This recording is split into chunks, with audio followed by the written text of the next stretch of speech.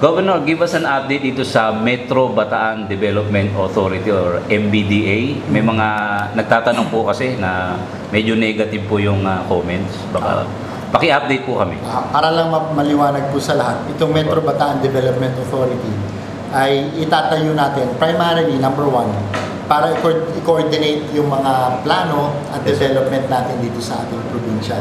Alam naman natin na we're composed of different LGUs. Opo. At kung minsan may kanya-kanyang direksyon, with this MBDA, may-unify natin yung mga direksyon, yung mga development plans natin, and that is in compliance sa global situation na talaga may mga metropolis. So we will be a part of that. Okay. So ano yung practical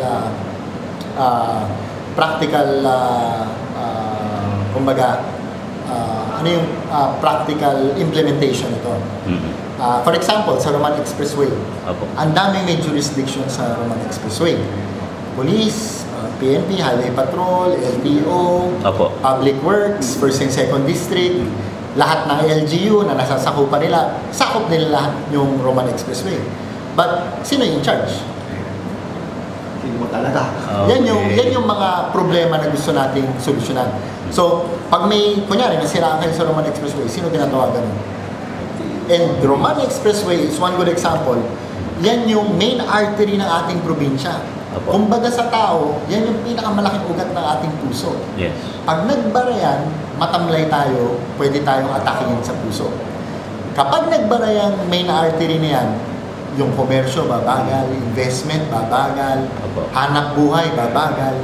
At nakikita natin ngayon, because of the investment na pumapasok, medyo sumisikip na. Huwag na lang sana dumating yung panahon na magising tayo na ang sikip na nung ating Roman Expressway, napigilan natin, kumbaga nasakal natin yung maximum potential ng Bataan na maging fully developed.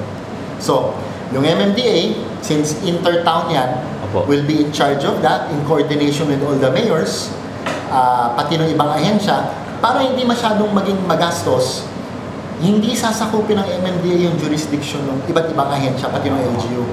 This is done in coordination with them.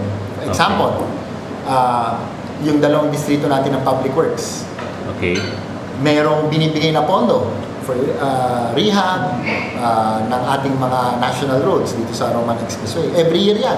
Sabi natin 100 million, 200 million. Ngayon, actually, may ginagawa. So, kapag naayos na yung plano, kino-coordinate yung MMDA natin with Public Works. O ito yung plano, 30 meters, may provision sa puno, may provision sa ilaw, may provision sa utilities. Ito yung mga lane natin para mas maayos. Paglabas ng pondo ng Public Works, susunod doon sa plano natin. Na pare-pareho naman natin pinag-usapan. Example lang ko yun. Yung sa police, for example, jurisdiction din po yan ng police.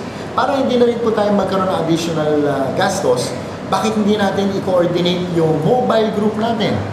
At yung MBDA para may nagkukumpas para i-secure yung ating highway. Para kunyari merong emergency, meron kagad personnel na hindi natin kailangan mag-hire ng bago. If ever, minimal lang.